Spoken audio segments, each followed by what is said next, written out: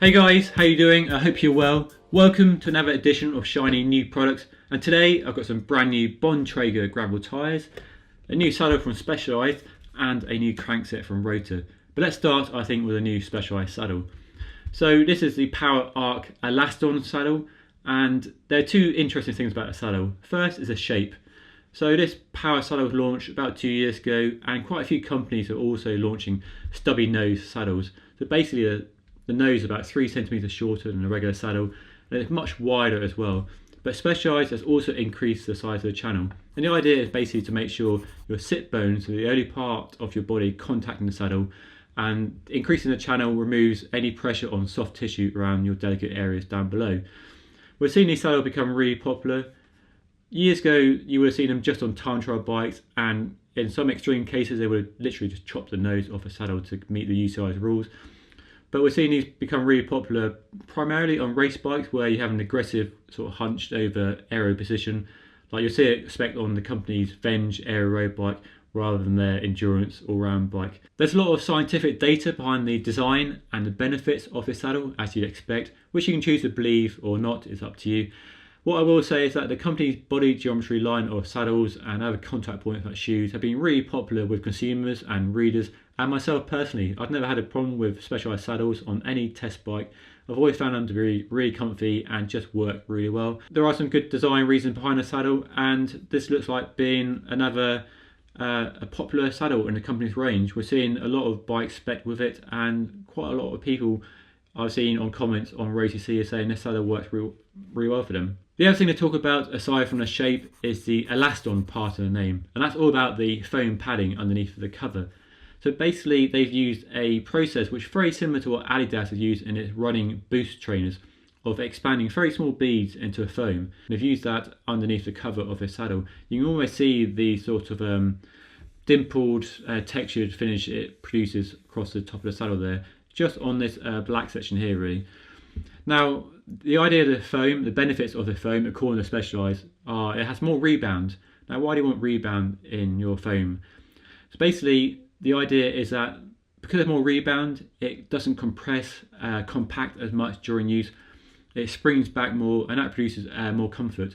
Because one of the issues they claim that people will find with a saddle, because it puts basically your sit bones as the only contact point on the saddle, there's a bit more pressure on your sit bones, so they had to find a better padding. The really interesting part of the press release that came with the saddle is that they say this foam padding and this saddle produces a ride that is similar to sitting on 1,000 little pillows.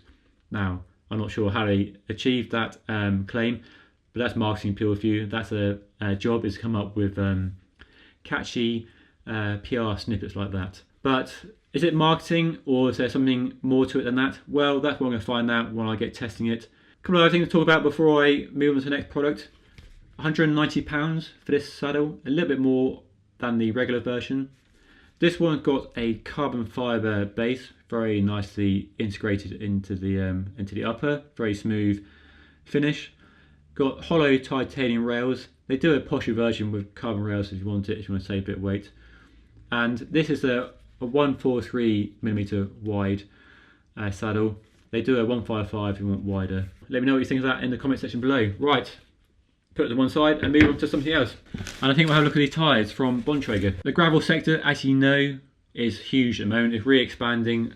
More manufacturers are launching gravel bikes and gravel products at the moment, and more people seem to be really enjoying the freedom that these bikes give them in terms of going anywhere, going off-road, and also doing road riding and just dealing with rough roads in general. And there's a wide choice of tyres available, and this is Bontrager's one of two options. This is a GR2. There's also a GR1 which has a more closely packed tread pattern. This is a more aggressive, really better suited to UK conditions, especially now as we're heading into autumn, winter, where trails are turning from nice hard packed dusty trails they were in the summer into swamps and bogs. It still looks like a very fast rolling tyre, very small blocks, tightly packed together.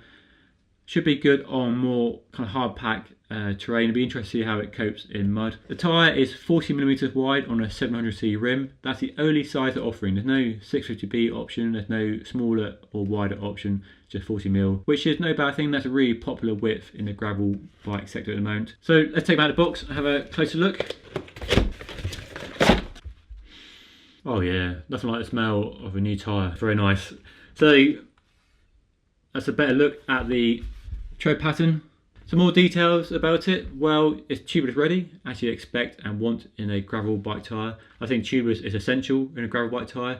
Get rid of the in-tube and put a sealant in there, just minimises punches. Where a thorn going through the tread pattern, or you kind of smashing the tyre into the rim and pinching.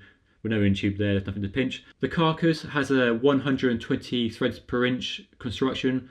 Dual compound rubber for providing the best balance of rolling resistance and durability in terms of wear rate. Making a tyre tough and strong and bomb-proof is no difficult thing at all, but doing one that is light and supple and feels nice is really tricky.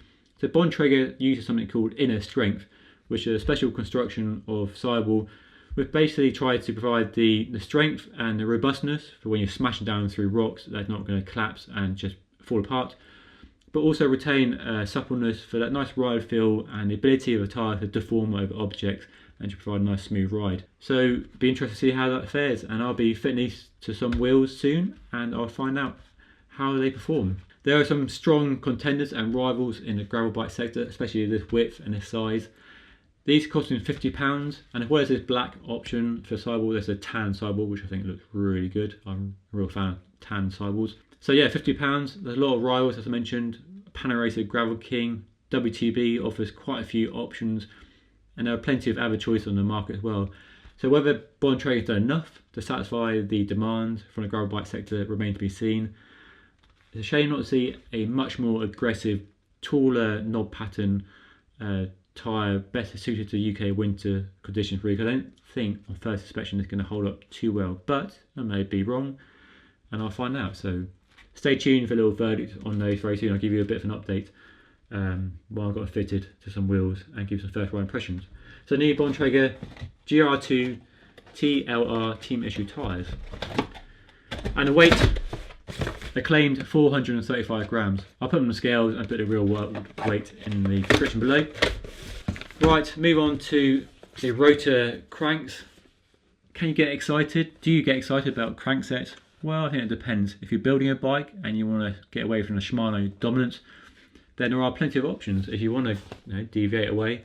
And Rotor is one of the high profile options. Long running Spanish company, really came to the fore with its non-round oval chain rings.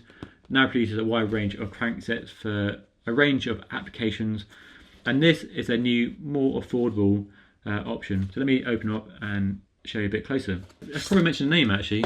They're called the Vega ST, or Vegas T.